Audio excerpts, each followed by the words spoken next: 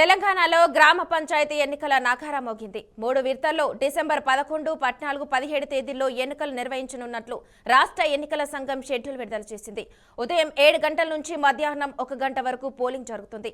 అదే రోజు మధ్యాహ్నం 2 గంటల నుంచి ఓట్ల లెక్కింపు, ఫలితాల వెల్లడితో పాటు ఉప సర్పంచ్ ఎన్నిక కూడా నిర్వహించబడుతుంది. రాష్ట్ర ఎన్నికల కమిషనర్ రాణి కమితిని షెడ్యూల్ వివరాలను ప్రకటిస్తూ ఎన్నికల కోడ్ నిన్నటి నుంచి అమల్లోకి వచ్చిందన్నారు. అభ్యర్థులందరూ ప్రవర్తన నియమాల్ని ఖచ్చితంగా పాటించాలని సూచిస్తున్నారు. రాష్ట్రంలోని 31 జిల్లాలో 564 మండలాలకు చెందిన 12,728 పంచాయతీలు 1,12,242 వార్డులకు ఎన్నికలు జరగనున్నాయి. మొత్తం 1,66,00,000 మంది గ్రామీణ ఓటర్లు తమ ఓటు హక్కు వినియోగించుకుంటున్నారు. బ్యాలెట్ పద్ధతిలోనే ఈసారి కూడా పోలింగ్ జరగనుంది.